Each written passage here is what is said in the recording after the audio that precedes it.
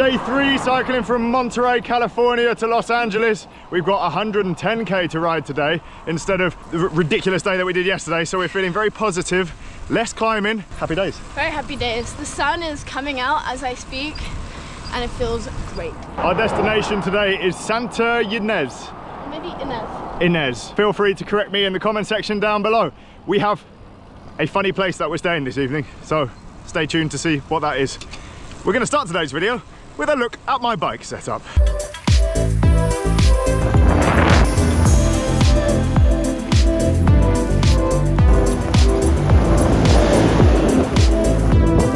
This is a Scott Addict Gravel tuned. This is the same bike that I rode across America a few months back, so it's definitely seen some miles, and I have done videos on this before, but I've changed the setup quite significantly for this trip because it's much shorter.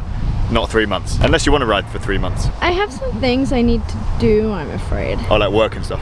Yeah. Yeah, okay, fair. It is full SRAM red Eagle mix, like a mullet style group set, so massive cassette and derailleur on the back, which comes from a mountain bike group sets from SRAM, and then a 1x on the front, which is SRAM red crank and SRAM red shifters, hydraulic brakes, Swiss stop brake pads, which have been excellent. I actually changed those out from the stock ones, and I think they're significantly better. I've changed these handlebars because this is one of the CADE Media bikes that is matching, and we wanted the parts to be really easy to change over. So we took the integrated bar and stem off just temporarily while we're doing some testing. There's a Ritchie stem, which fits this steer tube, which is 1 1/4, I believe, which is a bit unusual. Zip handlebars. 38 centimeter, so it's mismatched like yours. Bottle cages are fidlock magnetic ones, and I've got the 750ml bottles, which are massive. This is the only water that I have on my bike.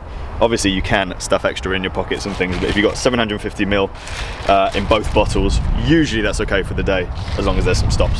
Frame pump, this is my favorite thing. I actually bought this reduced. It was discounted from Sigma Sports, where Lucy used to work. So thanks, Lucy, for giving me that discount, even though the website did it, not you. But did I influence you? You did, yeah. That's Nice. why I was on Sigma Sports in the first place. This is a Silka frame pump. I don't know what the actual name of it is, but it's really good. I like having this because when you do get a puncture, if you do get a puncture, which we did after 10k, you can pump it up in like 2 seconds instead of spending ages with a little pump. So yeah, very happy with that. It is excessive and ridiculously expensive if you don't get a discount, but I would say it is worth it. Cheap frame pumps are also excellent and work just as well. This one's just it looks nicer. It literally just clips on with a spring. Quite neat. Bear in mind, if you have like an aero frame, sometimes they don't fit as nicely, but this one, it's just quite nice and in line and tucks in. I have a Garmin head unit, 1040 solar, so when you are riding in the sun like this, it literally charges the Garmin and keeps the battery going for weeks. I won't charge it at all for this trip, which is 5 days long. You probably get a couple of weeks out of it riding every day, which is cool. Garmin Rally power pedals. These are the SPD versions because I'm running my mountain bike shoes, so I can still walk about and not clip-clop around. They measure your power, and then I can see that on my head unit if I want to. I try not to look at it too much, because a bikepacking trip is like, you just want to ride and enjoy it. Sella San Marco saddle. This is my first time using this one, and we just bought multiple of them to put them on all these matching bikes we've got at the studio. It's okay. It's got a cutout in the middle.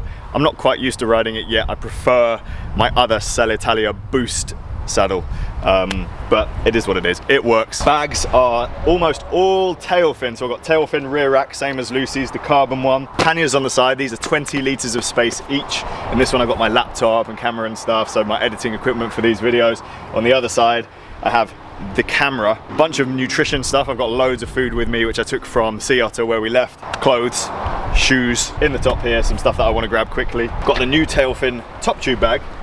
This is the one that straps on, doesn't move around at all.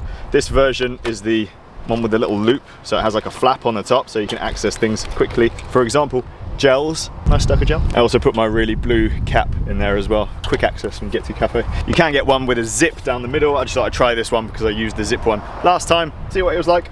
Seems good. Skin Grows Back bar bag. This is just a big, waterproof, really well made, handmade bar bag by some guys in Australia. It has a little pocket on the side where I put my speaker, which is a JBL clip, which is extremely loud and really good if you want to listen to music while you're riding.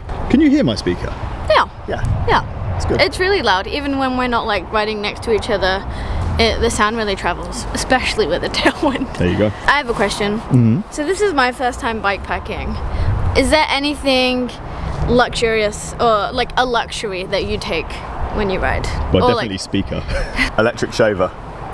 You have that with you? And I always travel with luxury item, an actual computer mouse, because it makes editing these videos much easier.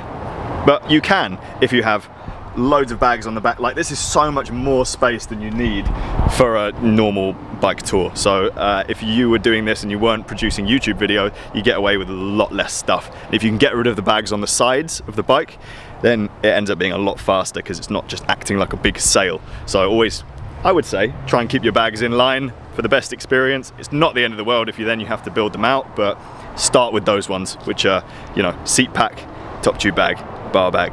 The wheels are Parcours Alta gravel wheels. They're super wide and they're the ones I used for the gravel race in Sea Otter, and then I switched the tyres before we went to road tyres, which are Hutchinson Fusion 5s. The problem with this is that I didn't have a chance to set them up tubeless, which is really annoying. They're nice tyres, but because they've got inner tubes in and the bike is 30 kilos, I'm scared I'm gonna get a pinch puncture all the time, so I'm riding really carefully. If I was to do this and set things up properly, I would always go tubeless for this kind of thing. And probably wider as well. I'd rather a 30mm tyre than these, which are like, I think 25s. Are you ready? Thank you, Lucy, for being camera person.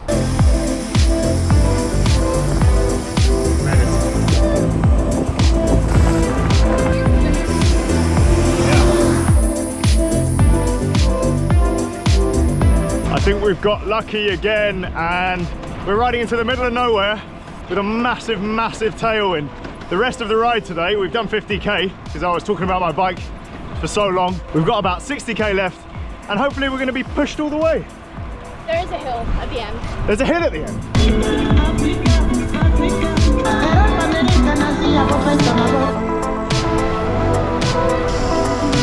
Now we're 3 days in. What would be your tips for someone who's going to do their first bikepacking trip? If you're thinking about do it, just do it. Wait, that doesn't make sense. For me, previously I've been like, oh, that seems big and scary and something I've never done before, and like, cool, maybe I'll leave that to other people. But actually, it's really cool. I've been in California for like nearly 2 years, and I'm seeing so many places I would have never have seen, and yeah, it's really fun. Is that a tip? That is a tip. Okay. Definitely. And I would say, don't look at the ride data too much the day before riding, because it would crack you. Whereas yesterday you did so well because you didn't know. Yeah, I think I was just stupid. Like, I just didn't really realize how big of a day it was, but that was perfect. Even when we were riding today before lunch, you were like, don't look. And I was like, okay. And I kept wanting to like click the screen and just, I wonder where we are. But we were like, oh, we're at lunch. And it doesn't really matter because we have to do it anyway. We can't just like sleep here. So ignorance is bliss. Yeah, so much.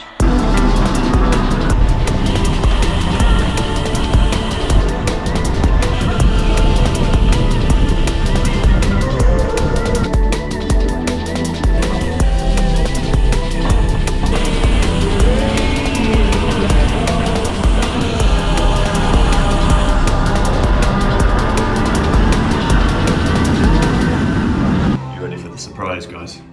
We're at the accommodation now.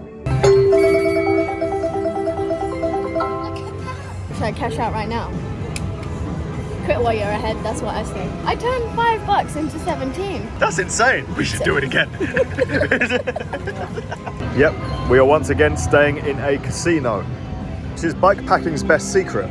If you're doing a bike tour, they're actually one of the best places to stay because they're dirt cheap, the food's cheap, drinks are sometimes, yeah, beers are cheap. Sometimes the other drinks are free. It's $1 for a can of soda, so we're hydrating, have a perfect recovery for tomorrow. And then if you spend all your money and win money, you can buy more bikes. Exactly. It's pretty weird and it smells of smoke though.